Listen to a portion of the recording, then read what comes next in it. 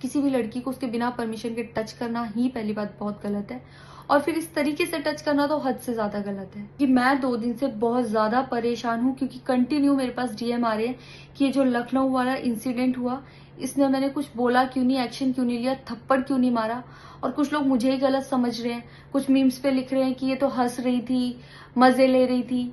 कि पब्लिक में कोई मुझे ऐसे टच करके जाएगा, उसमें मुझे खुशी होगी, मुझे मजे आएंगे।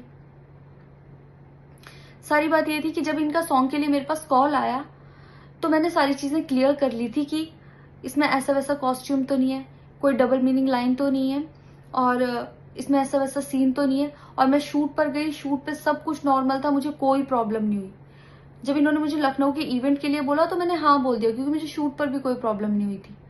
और जब मैं लखनऊ में गई, मैं स्टेज पर थी, मैं पब्लिक से बात कर रही थी, पवन सिंह जी ने मुझे बोला कि इधर कुछ लगा हुआ है।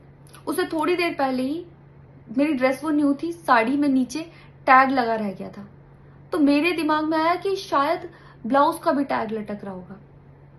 मैं हंसकर उस चीज को दबा रही थी कि अगर मेरा टैग लगा भी है तो वो चीज जिस टाइम मैं पब्लिक से माइक में बात कर रही हूँ उस टाइम ना बोल के साइड में भी बोली जा सकती है, इसलिए मैं उस चीज को उस टाइम पे दबा रही थी। मैंने हंस के टाला, अवॉइड किया और फिर दोबारा बात करने लगी।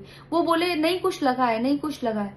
तो मैंने कहा नहीं लगा, वो बोले लगा हुआ है। तो मुझे लगा कि शायद लगा ये तो मेरे को लग रहा था कि कुछ लगा है इसलिए ये बोल रहे हैं, और पर फिर भी मैंने हंस के वहां पे टाला। बिल्कुल भी सपोर्ट नहीं करती कि हाँ ये चीज नॉर्मल है या इसको नॉर्मल समझूं। किसी भी लड़की को उसके बिना परमिशन के टच करना ही पहली बात बहुत गलत है, और फिर इस तरीके से टच करना तो हद से ज्यादा गलत है। यही सेम चीज अगर हरियाणा में हुई होती ना तो मुझे जवाब देने की जरूरत नहीं पड़ती, यहाँ की पब्लिक अपने आप जवाब दे देती, यहाँ की ऑडियंस फुल सपोर्ट करती और जवाब देती।